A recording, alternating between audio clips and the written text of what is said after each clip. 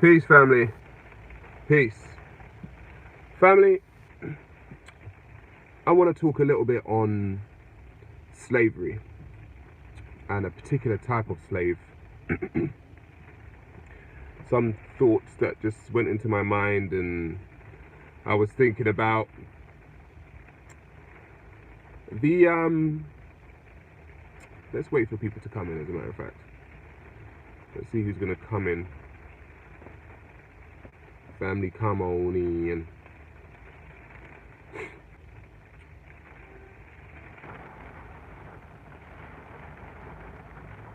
One at a time, one at a time. I know it's Saturday, family. I know it's Saturday, and everyone's probably recovering from Friday night. Okay, I know everyone's recovering. Ah, there we go. There you come.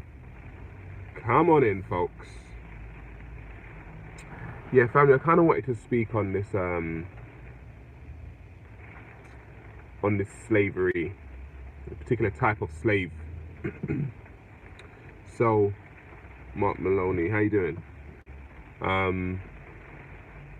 During the, let's say, the Christian time of enslaving black people, what you found was that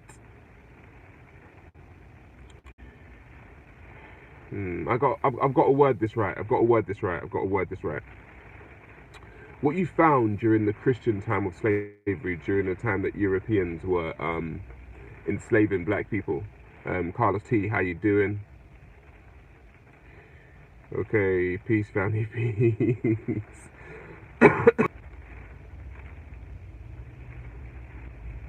What is going on with this connection, fam?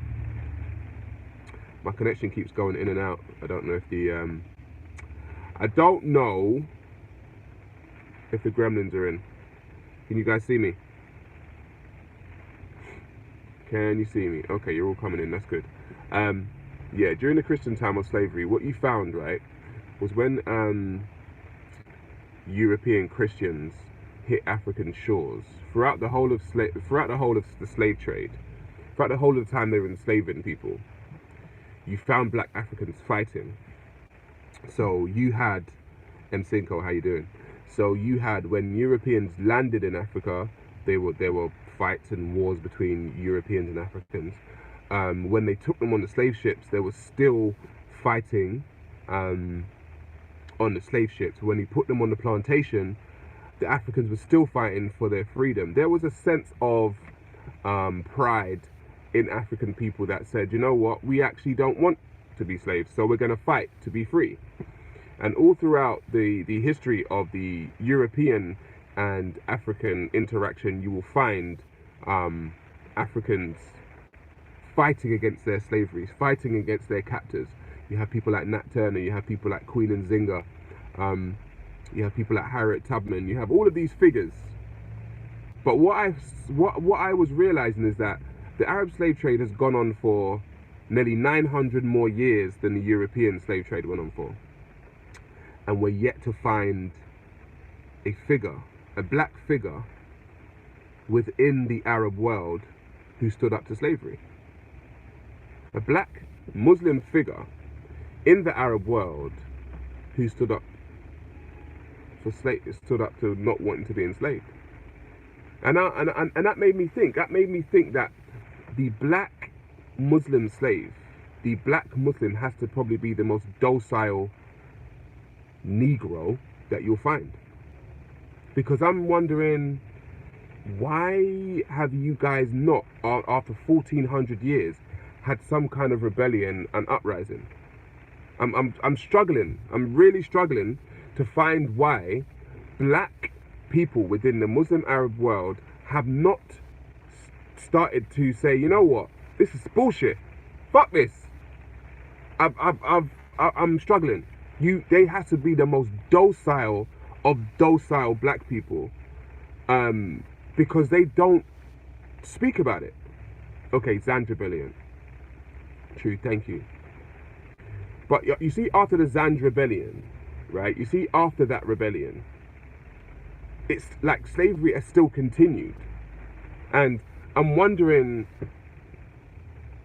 I don't know, was a Zanjavellian a flash in the pan? Was like, what is going on with black people in the Arab Muslim world? Like, what's going on? Like, they're still enslaving black people today, and black people are not rebelling against that shit. Like, what is going on with black Muslims? Like, why are you guys so docile? I don't get it. It really boggles my mind. Like, when it comes to the European, they were standing up, and they still do. They were like, no, we're not going to be slaves.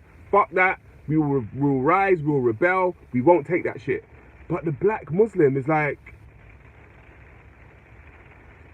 it's like a puppy. He's like a puppy. And I've actually watched the interaction between some black Muslims and like Arabs, and I'm looking at them, I'm like, why are you acting so docile? Like, why are you such a fucking puppy? Like, where's your fucking manhood?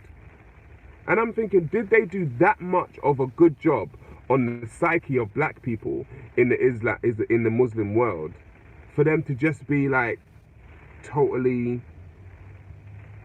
like, their manhood is totally gone? It seems like. It seems like their manhood is totally gone. Black Muslim men in the Arab world are just, they castrated. That's what I'm trying to say. Just another bloke, because maybe because of the barbary and the savagery in which it was done, it sent the fear into the DNA of the black men in that Muslim Arab world, for them to be like, you know what, I'm not even gonna say anything. Like, I'm not even gonna say, like, they can treat me. We can see it on, like I said, it's only 2017 that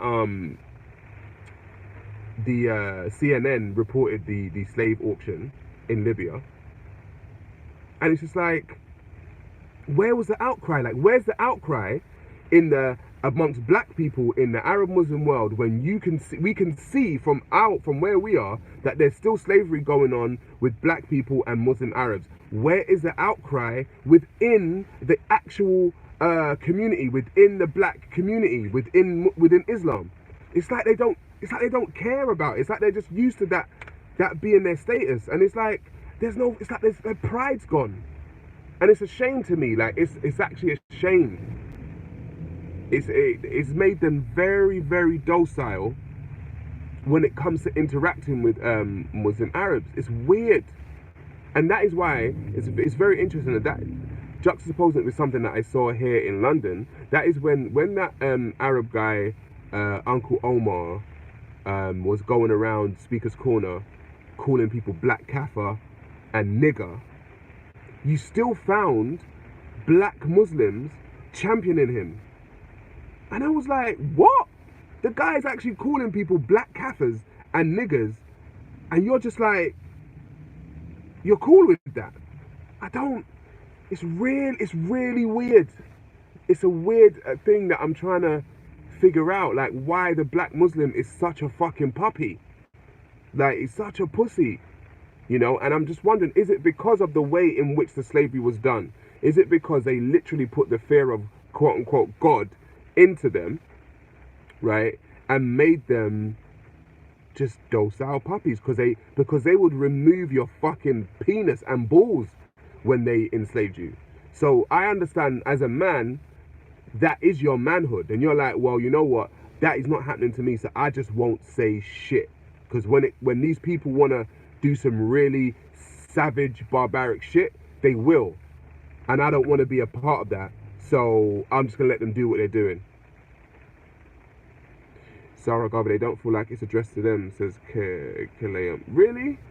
Kiyalam. Really? Because the thing is, I ask Muslim black people about it, and it's as if they just...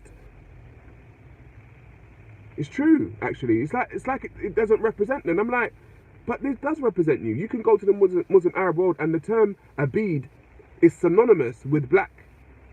The term slave is synonymous with black. Instead of saying, oh, that bunch of black guys over there, they will say that bunch of slaves over there. And I'm like, that doesn't make you think a certain way. That doesn't make you think, hang on a minute, that's fucked up. There's nothing in you that stirs as a black man and says, you know what, I can't be treated like this. I'm just wondering. Thank you for reminding me about the Zand Rebellion though. Yeah, after the Zand Rebellion, like what? Like what is it? Because after, like, slave masters in the Americas were very wary of slave uprisings. They would sleep on a plantation with one eye open because they were like, these motherfuckers are going to rebel at some point, you know, because they're just unruly. I know they don't want to be slaves. So the white slave master on the plantation was very wary of some kind of uprising.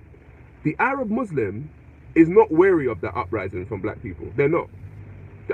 I don't see it. I don't see them feeling a little bit fearful of, you know, black people actually coming to some kind of consciousness and saying, you know what, the way you treating us is really fucked up and we're not having it anymore. I don't feel like they're even, they don't care. Which is why they can go around Speaker's Corner calling you a black kafir and a nigger, and what there was no there was no outcry from the black Muslim community when Uncle Omar did that. People just like, yeah, whatever.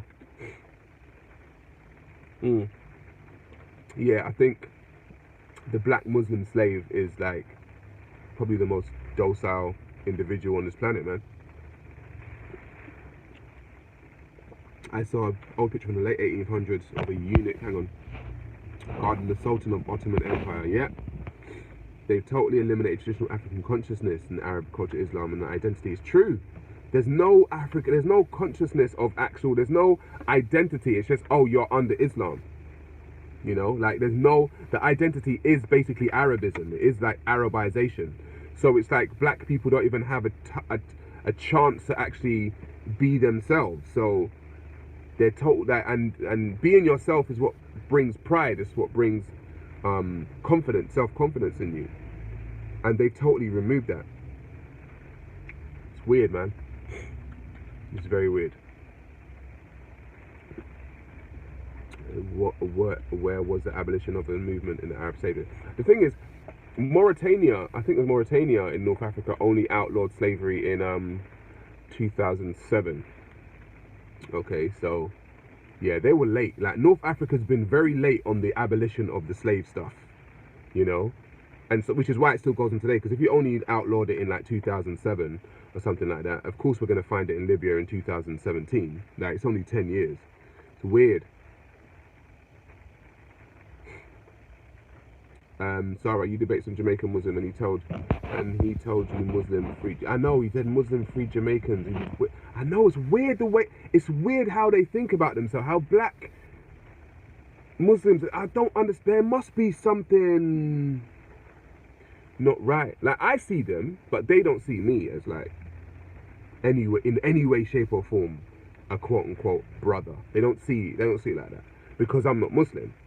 You know, they would prefer to defend the same people that are racist towards them over me. And it's very weird. I'm not going to be racist towards you, my brother. But those people are. And you're going to defend them. It's weird. It's very weird, man. Now, why would you defend racism as a black person? I don't understand why you would do that. That is a different, that's a deep wash. That's you know when you put something on a deep wash of brainwash, that's a deep one. It's gone into the very atoms of the brain now. You know, it's seeped all through the atoms and the protons and electrons and neutrons of the brain, and it's just, you're totally gone. Why? I said, why oh why? When and it's what's interesting, I will bring up the black Muslim slave trade to black people, and they'll get angry at me. I'm like, I'm talking about your fucking history, bro. I'm talking about our history. Like, why are you angry at me? Like, why are you angry at me? Like, this is actually part of the history of the world. Like, you can't be angry at me. Like, why? I don't know, man. I don't know if I'm rambling right now, but it's very confusing. It's very confusing. I need to know why. Like, I need to understand the psychology that says, you know what? I am going to accept this less than human status. Why am I going to accept this less than human status for my black self? And when another black person brings this up in my face, I'm going to get angry at the other black person for what? Exposing the facts? You're going to get angry at me